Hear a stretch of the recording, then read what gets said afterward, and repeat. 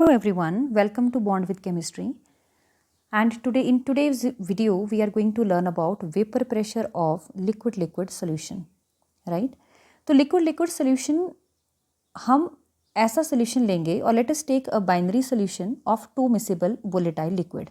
Miscible वो which will properly mix together, जो एक दूसरे के साथ properly mix हो जाएंगे. जैसे आपके पास हैं alcohol और water, दोनों आराम से एक दूसरे के साथ mix हो जाते हैं, इसलिए उनको miscible कहते हैं. अब ऐसा कोई लिक्विड लिया जो बाइनरी है. बाइनरी का मतलब होता है जिसमें दो कंपोनेंट हैं, यानी कि एक सॉल्यूट दूसरा सॉल्वेंट, और दोनों ही कंपोनेंट क्या हैं, वोलेटाइल हैं. वोलेटाइल कंपोनेंट वो होते हैं जो वेपर फॉर्म में कन्वर्ट हो जाए, जो वेपर दे दे आपको. तो आपको मालूम है कि Dalton's law of partial pressure के according total pressure is equal to component A and component B and both are volatile, then both will contribute towards the total vapor pressure. यानी कि जो P टोटल होगा वो दोनों के partial pressure को add करके आएगा. तो PA PB दोनों के पार्शियल प्रेशर्स हैं. अब देखो, हमारे पास एक साइंटिस्ट थे रूल्स, उन्होंने हमें कहा कि जब कोई कंपोनेंट हम लेते हैं तो उसका partial pressure is directly proportional to mole fraction of that component. उसी कंपोनेंट के मोल फ्रैक्शन के बराबर होता है. ठीक है. अब जब आपने मोल फ्रैक्शन ऑफ दैट यानी कि अगर मैं इस प्रोपोर्शनलिटी को हटा दूं तो मैं यहाँ पर कांस्टेंट यूज़ कर सकती हूँ जिसको हम कहेंगे के कांस्टेंट है. अगर हम मान के चलें कि हमारे पास एक ही कंपोनेंट है तो एक्स ए की वैल्यू आती है 1. उस केस में जो आपके पास पी ए है that is equal to X A. उस केस में P A will be equal to X A. तो अब हमारे पास क्या आया कि जो P है that is equal to X ए.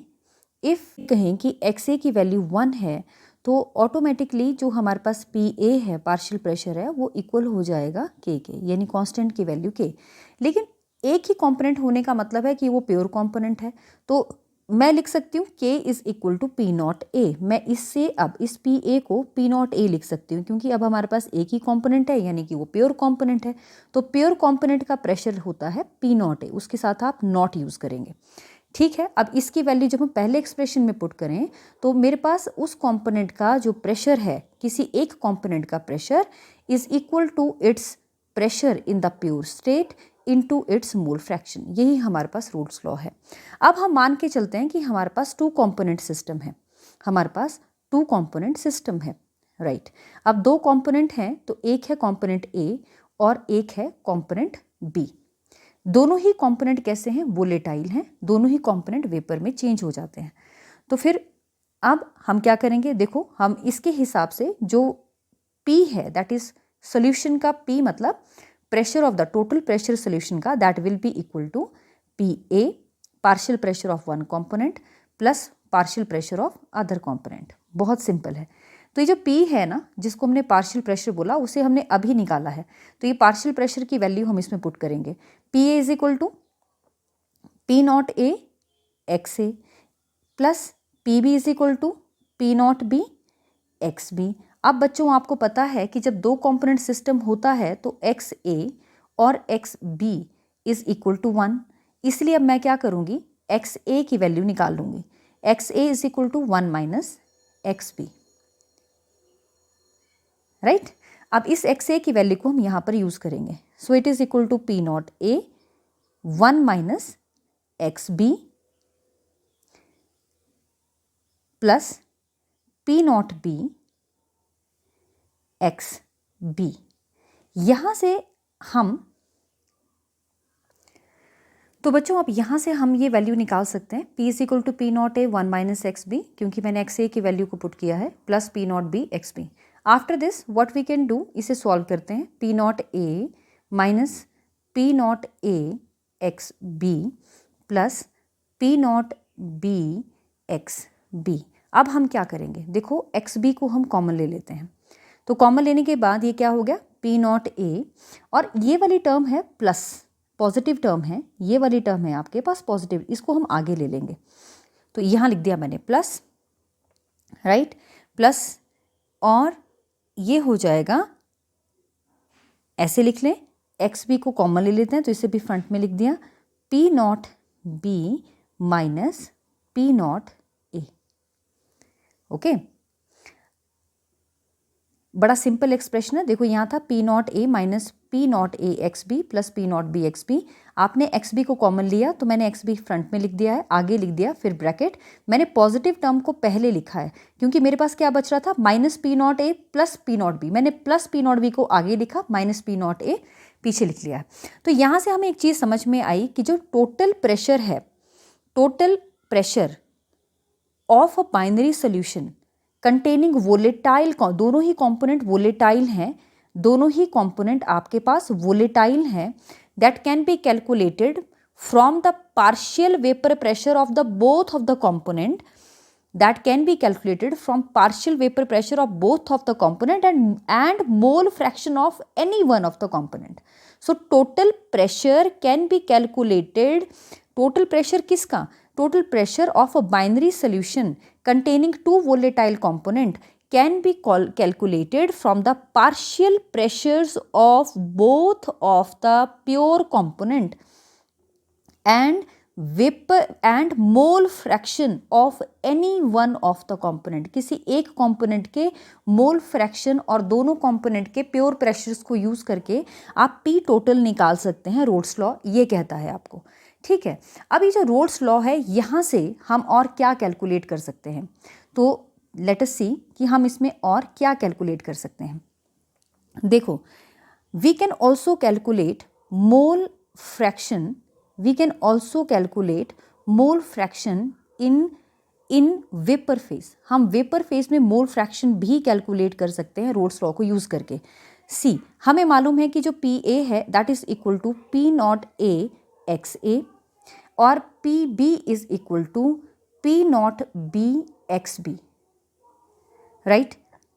अब mole fraction in vapour phase, मैं बात कर रही हूँ वेपर फेज में, तो वेपर फेज में मोल फ्रैक्शन अगर आपने निकालना होगा तो आप वेपर फेज में कंपोनेंट के पार्शियल प्रेशर को टोटल प्रेशर से डिवाइड करेंगे।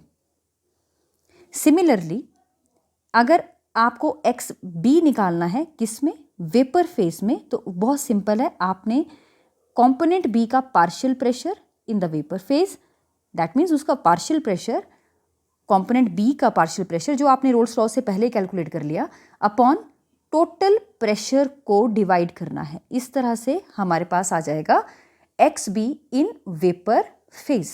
Very very important. ये अलग है कहाँ से, ये किस चीज़ से अलग हुआ, तो ये अलग है आपके पास from your normal mole fractions, ठीक है। सो हम ये कह सकते हैं कि जो पी ए है, अगर मैं देखो यहाँ से पी बी नहीं, अगर सपोज इन किसी न्यूमेरिकल में आपको एक्स बी दिया है वेपर फेज में, तो आप पी बी भी निकाल सकते हैं, उसका vapour mole fraction of be in vapour, आप यहाँ से पी बी भी निकाल सकते हैं ना। तो पी बी क्या है, पार्शियल प्रेशर ऑफ बी, तो P B is equal to, P B किसके बराबर हो जाएगा, P total into, it will be equal to X B in the pure, in the vapour phase, X B that is its mole fraction into P total, total pressure. इस तरह से आप इसे निकाल सकते हैं। इसके अलावा आप रोल्स लॉ का यूज़ करके और क्या कर सकते हैं, देखो एक क्वेश्चन आता है हमें कि Raoult's law is a special case of Henry law. आओ देखते हैं कि कैसे हेनरीज लॉ का स्पेशल केस है। Let us check it. अब हम मानते हैं कि अकॉर्डिंग टू हेनरीज लॉ, जब आपके पास एक कंपोनेंट गैसियस है और एक कंपोनेंट आपके पास लिक्विड है, तो उस केस में जब हम प्रेशर निकालते थे तो pressure of that component is equal to K H into X A, right. यहाँ पर के एच क्या है, के एच हेनरीज कॉन्स्टेंट है, ये हेनरीज कॉन्स्टेंट है, राइट, ये हेनरीज कॉन्स्टेंट है। इसी तरह से रोल्स लॉ के अकॉर्डिंग, सॉरी यहाँ पर ए आएगा, रोल्स लॉ के अकॉर्डिंग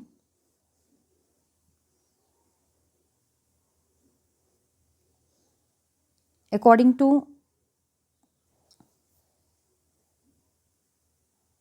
टू रोल्स लॉ,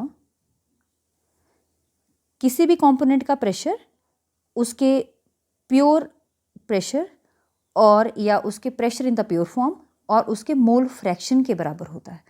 तो देखो दोनों ही एक्सप्रेशन में जो पार्शियल प्रेशर है they are directly proportional to X A, है ना। रोल्स लॉ जिस तरह से हेनरीज ने कहा हमें कि जो किसी कंपोनेंट का प्रेशर है, जो गैस आप डिजोल्व कर रहे हैं जो उसका प्रेशर है that is directly proportional to its mole fraction, उसी तरह से रोल्स लॉ कहता है कि जो पार्शियल प्रेशर है किसी कंपोनेंट का that is also directly proportional to its mole fraction. तो दोनों ही केसेस में जो हमारे पास डिफरेंस किस चीज़ का है, सिर्फ कांस्टेंट का। पहले केस में के एच कांस्टेंट है, दूसरे केस में पी नॉट ए की वैल्यू कांस्टेंट है, ये दोनों ही कांस्टेंट है। तो अब हम ये कह सकते हैं दोनों एक्सप्रेशन से कि हमारे पास जो रोल्स लॉ है वो हेनरीज लॉ का ही स्पेशल केस है, क्योंकि पी नॉट ए तो उसमें भी कांस्टेंट है जिस तरह से हमारे पास हेनरीज लॉ में कांस्टेंट था। तो बच्चों आज हमने पढ़ा roles law for liquid solution and how we can calculate value of mole fraction in the vapour phase by using roles law, और रोल्स लॉ कैसे स्पेशल केस है हेनरीज लॉ का। आई होप आपको ज़रूर समझ में आया होगा। Thank you so much. अगर आपको ये पसंद आया हो तो please subscribe to my channel. Thank you so much.